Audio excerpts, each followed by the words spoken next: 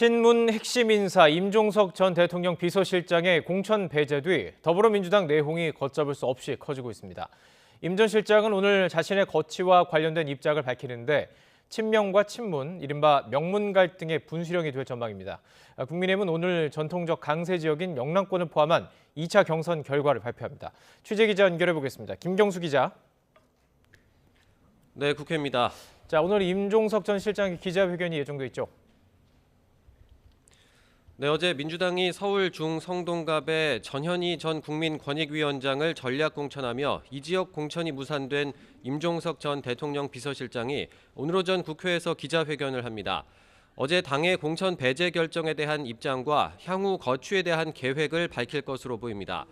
임 전 실장 공천 배제와 고민정 의원의 최고위원직 사퇴 등으로 친문계와 친명계의 갈등이 고조된 가운데 오늘 임 전 실장이 어떤 입장을 낼지 관심이 쏠리고 있습니다. 친문 등 비명계에 공천 불이익이 집중된다는 문제 제기가 이어지는 가운데 대표적 비명계인 5선 서른 의원은 오늘 민주당 탈당을 선언했습니다. 어제 박영순 의원에 이어 추가로 당을 떠나기로 한 건데요. 어제 의원총회에서 이재명 대표를 면전에서 강하게 비판한 홍영표 의원은 아침 라디오 인터뷰에서 불공정한 공천으로 당에서 나가라고 떠미는 분위기라며 앞으로 탈당이 이어질 거라고 전망하기도 했습니다. 이재명 대표는 어제 의총장에서 별다른 언급이 없었는데 오늘 아침 최고위원회의에서도 공천 잡음과 관련해서는 따로 발언하지 않았습니다. 국민의힘은 오늘 영남권이 포함된 2차 경선 결과를 발표하죠.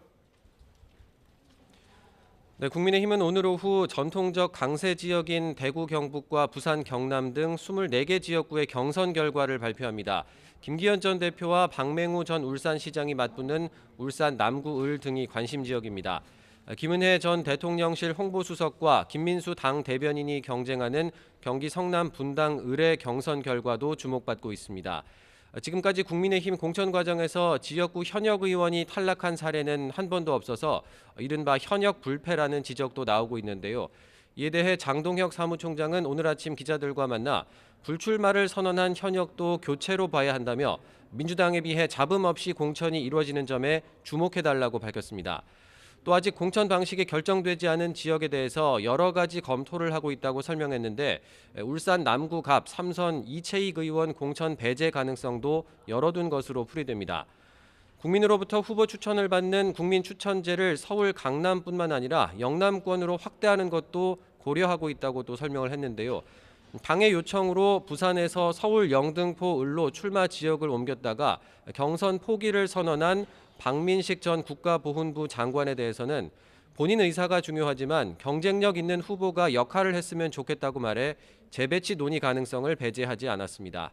지금까지 국회에서 전해드렸습니다.